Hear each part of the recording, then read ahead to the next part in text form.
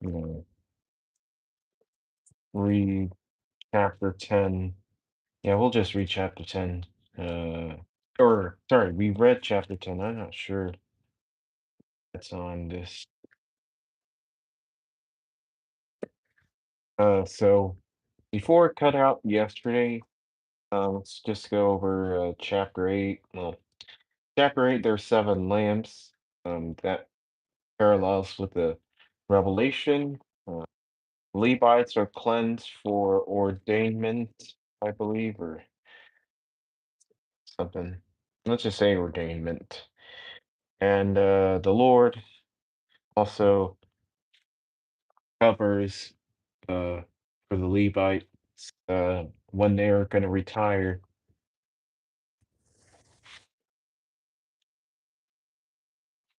They're retiring at 50, and we'll get into chapter 9.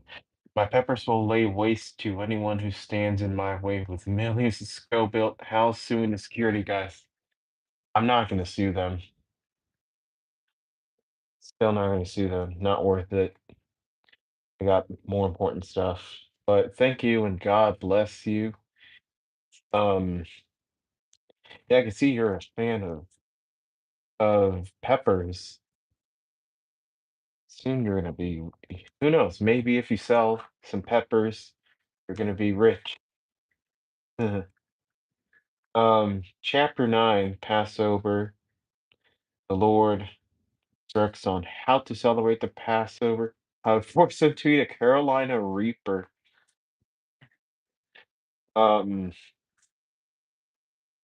okay, if you say so. Um, there's two unclean people who approach them and say, "Should we celebrate as well, even though we're unclean?" They touched a corpse, so they ask, and the Lord says, yes, they can celebrate.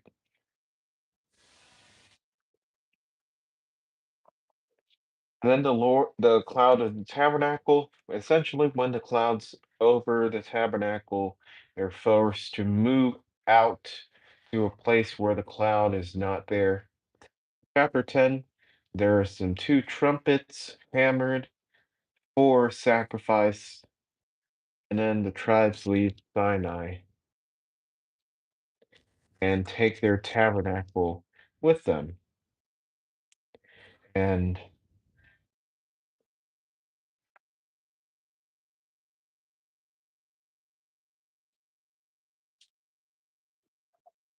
okay, let's yeah, we're gonna go with chapter 11.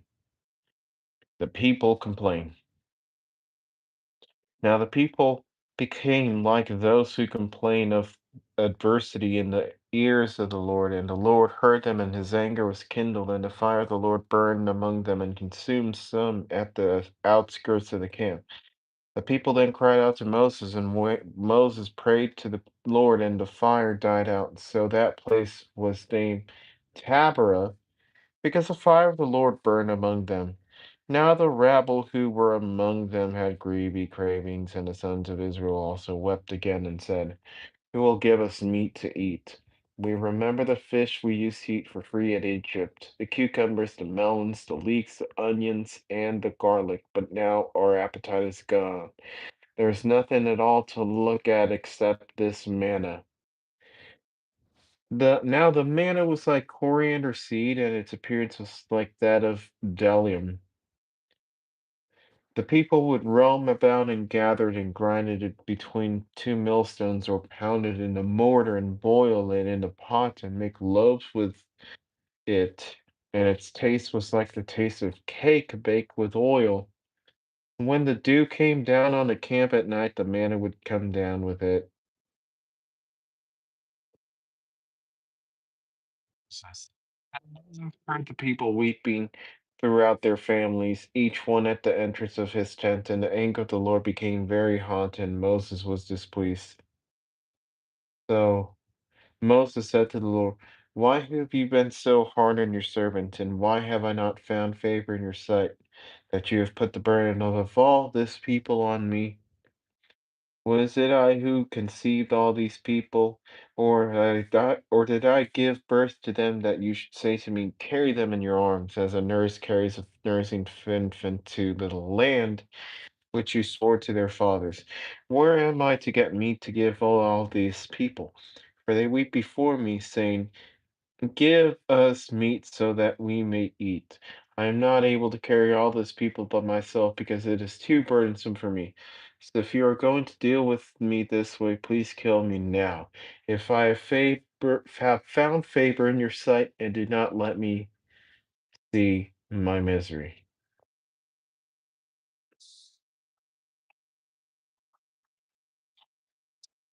Says Moses. The Lord therefore said to Moses, gather for me 70 men from the elders of Israel, whom you know to be the elders of the people, and their officers, and bring them to the tent of meeting, and have them take their stand there with you. Then I will come down and speak with you there, and I will take away some of the spirit who is upon you, and put him upon them, and they shall bear the burden of the people with you, so that you will not bear it by yourself. And you shall say to the people, consecrate yourselves tomorrow for tomorrow, and you shall eat meat. For you have wept in the ears of the Lord, saying, oh, that someone would give us meat to eat, for we were well off in Egypt. Then the Lord will give you meat, and you shall eat. You shall eat not 1 day, nor 2 days, nor 5 days, nor 10 days, nor 20 days, but for a whole month, until it comes out of your nose and makes you nauseated, because you have rejected the Lord who is among you, and have wept before him, saying, why did we ever leave Egypt? But Moses said, the people among whom I am included are 600,000 on foot, yet you have said, I will give them meat so that they may eat for a whole month.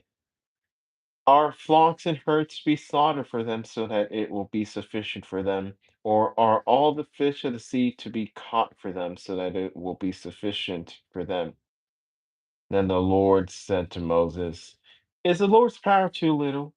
Now you shall see whether my word will come true or not, for you or not. Ah, Metro, God bless. The bungees try to steal my food. On your Instagram, and I'm not going to go into detail, but I think I know what you're talking about. And that's kind of weird. Um, I don't know. I don't know what's going on. Anyways, so Moses went out and told the people the words of the Lord. He also gathered 70 men of the elders of the people and positioned them around the tent. Then the Lord came down in a cloud and spoke to him, and he took away some of the spirit who was upon them, and or upon him, and placed him upon the 70 elders. And when the spirit rested upon them, they prophesied, yet they did not do it again.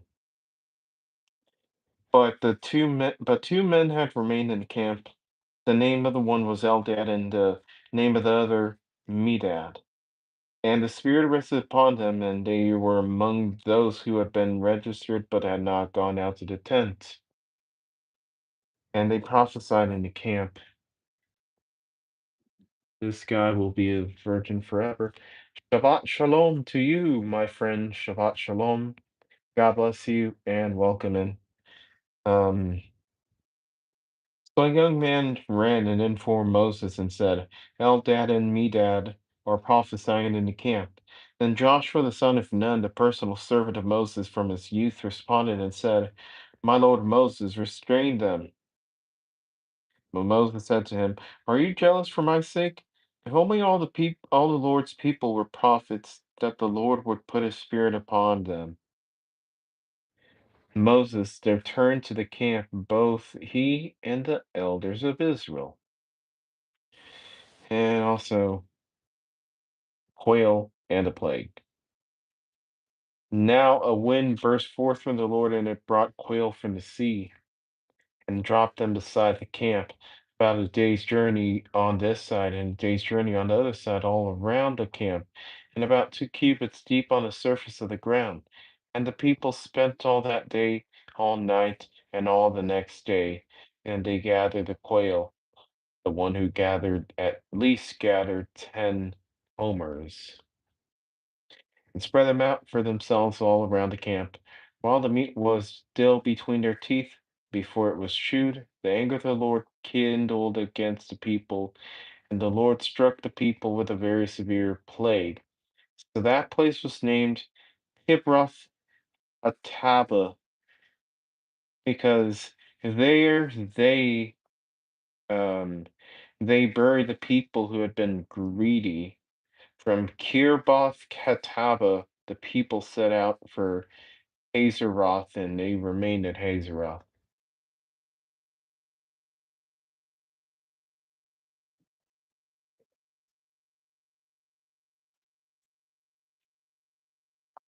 Quickly, break down chapter 11. People complain because they don't have the same food that they have in Egypt. They miss Egypt despite them being oppressed. And now it's like very well describing like the North Koreans. There was one North Korean who missed his mother's food, and then he managed to defect North Korea and into South Korea. And now he misses his family. And, you know,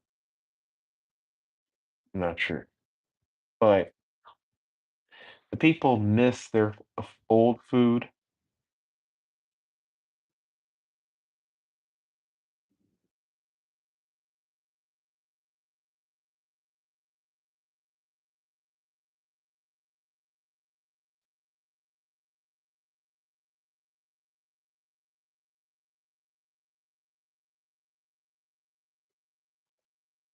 The Lord will give them meat.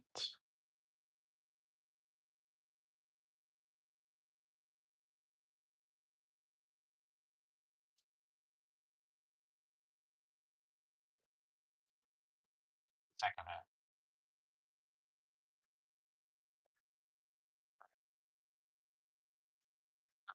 Like, you want meat? I'll give you meat, all right. That's basically what he's like saying. Gonna give them what they want, but not gonna like it when everything is said and done. And yeah, that's Moses is like, hey, why are all these people complaining at me for? Why am I bearing all this? And the Lord says, give me 70 people, and then they will share your burden.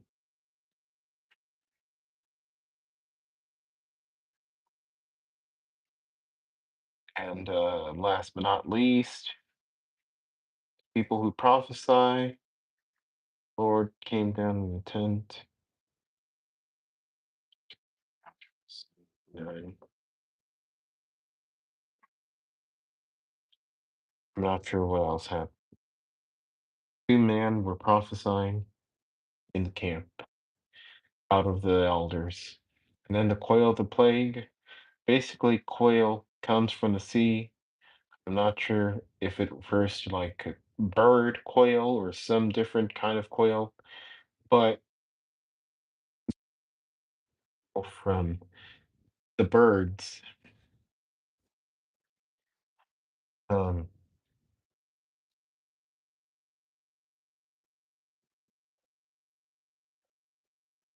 angry at the people. So he struck them with the plague.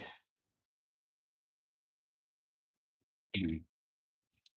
Now the people miss their old food and they're so ungrateful toward the Lord.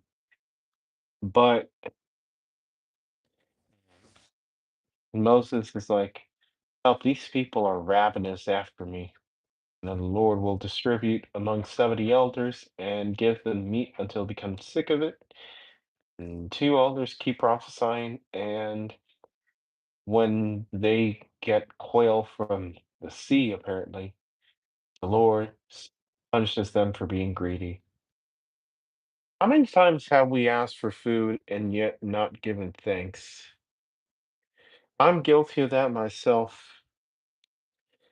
So I bear my iniquity for that. How many times have I been ungrateful for many of these things?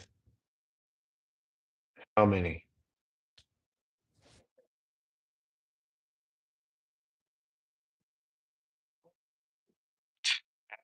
Say to you, thank you, Metro, thank you, Angry Canadian, and thank you, Shabbat Shalom 1. Thank you, Mike. Sleep deep, rise and shine bright, and go in peace. Seek the love of the Lord.